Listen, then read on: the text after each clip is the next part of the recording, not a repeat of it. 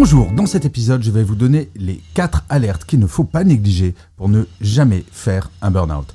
Je suis Gaël Châtelain-Berry, bienvenue sur mon podcast Happy Work, le podcast francophone le plus écouté sur le bien-être au travail. Alors, le burn-out, c'est l'un de mes sujets favoris car c'est ce que j'appelle le mal du siècle. Il va toucher entre 10 et 12% d'entre vous. C'est absolument gigantesque. Il est urgent d'agir au niveau, bien entendu, des entreprises, du management et aussi des lois, car je le rappelle, le burn-out n'est toujours pas considéré comme une maladie professionnelle, mais dans un premier temps, vous pouvez agir vous.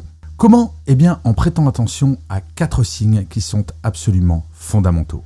Le premier signe, c'est si vous êtes fatigué tous les matins. Si quand vous vous réveillez, vous avez le sentiment que vraiment vous n'avez pas assez dormi. Cela semble être une habitude. Quand je suis en conférence et que je pose la question de qui est fatigué quasiment tous les matins, eh bien presque toute la salle lève la main. Eh bien ce n'est pas normal. Il faut impérativement dormir plus, récupérer du temps sur des éléments sur lesquels vous pouvez agir. Par exemple, au lieu de regarder votre émission préférée qui commence à 21h15, regardez-la le lendemain en replay à 20h. Bref, trouvez des méthodes pour dormir plus et connaître votre réveil de forme. Ce que j'appelle le réveil de forme, c'est de pouvoir se réveiller avant même que votre alarme ne sonne. Cela signifie que votre corps envoie au cerveau le signal suivant, tu es reposé.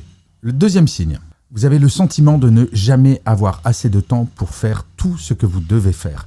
Ce sentiment est très oppressant et le fait de courir après le temps est la première source de stress chez les salariés. Il faut savoir que les personnes qui font des burn-out sont généralement les personnes les plus impliquées, les plus motivées, qui vont travailler le plus longtemps et qui justement, pour compenser ce sentiment de ne pas avoir le temps de tout faire dans une journée, vont rallonger leur journée, vont même faire des mails le soir, le week-end, pendant leurs vacances. Eh bien, il est fondamental de mieux vous organiser et peut-être parfois de dire non à un délai qui est trop court. Et non pas de dire non en fermant la porte, mais de dire « Écoute, je ne peux vraiment pas le faire aujourd'hui, mais si ça te va, je te le ferai pour demain ou après-demain. » Cette technique que j'appelle la technique du non positif fonctionne dans 99% des cas. Mettez-la en place pour supprimer ce sentiment horriblement oppressant de ne pas avoir le temps de tout faire. Le troisième signe, c'est ce sentiment de ne jamais faire assez bien. Et oui, c'est le syndrome du ou de la bonne élève où on veut toujours faire mieux et on ne se satisfait jamais de ce que l'on a fait. Alors pour lutter contre ce sentiment, eh bien il faut regarder de façon objective ce que l'on fait et surtout solliciter des feedbacks de la part de son management. Allez voir son manager avec un dossier en disant « Qu'est-ce que tu en penses ? Qu'est-ce que je pourrais faire de mieux ? Ou est-ce que ça va comme ça ?» Avoir du feedback positif, cela va vous permettre de vous rassurer sur la qualité de votre travail. Quand on est perfectionniste, on n'est jamais satisfait. Mais ça, c'est une source de burn-out car comme je le disais, les gens qui font des burn-out sont des gens qui sont ultra perfectionnistes, qui ne sont jamais satisfaits de ce qu'ils font, qu'ils pensent qu'ils ne font jamais assez pour leur travail. Parfois, relâcher un petit peu la pression, ça ne veut pas dire mal travailler, cela veut juste dire relativiser. Et le quatrième signe, c'est le plus classique, vous pensez sans cesse au travail. Petit exercice, essayez de vous rappeler du dernier jour durant lequel vous n'avez jamais pensé au travail du réveil jusqu'au coucher. Pas une seule fois. Eh bien, des chercheurs ont montré que si cette dernière journée n'était pas le week-end dernier, vous avez fait un pas de plus vers le burn-out. Vous savez, une Formule 1 de temps en temps doit faire des arrêts au stand pour changer les pneus, pour vérifier le niveau d'huile, pour vérifier si le moteur est en bon état.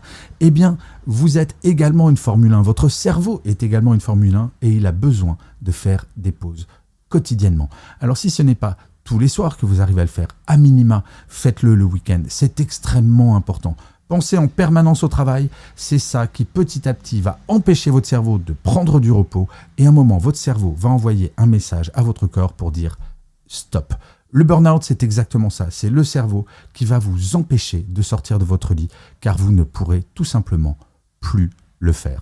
Donc vous voyez, lutter contre ces 4 signes, ce n'est pas forcément très compliqué, mais on est tombé dans une routine, des habitudes qui font qu'on pense que c'est la normalité. Eh bien, chers amis, non, ce n'est pas la normalité et vous avez moyen de changer cela. Je le rappelle, entre 10 et 12% d'entre vous allez faire un burn-out.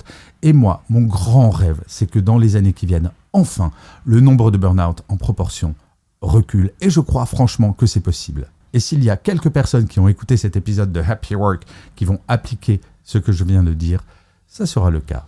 Je vous remercie 1000 fois d'avoir écouté cet épisode de Happy Work ou de l'avoir regardé si vous êtes sur YouTube. N'hésitez surtout pas à vous abonner sur votre plateforme préférée. Cela prend 3 secondes et c'est très important pour que Happy Work dure encore très longtemps.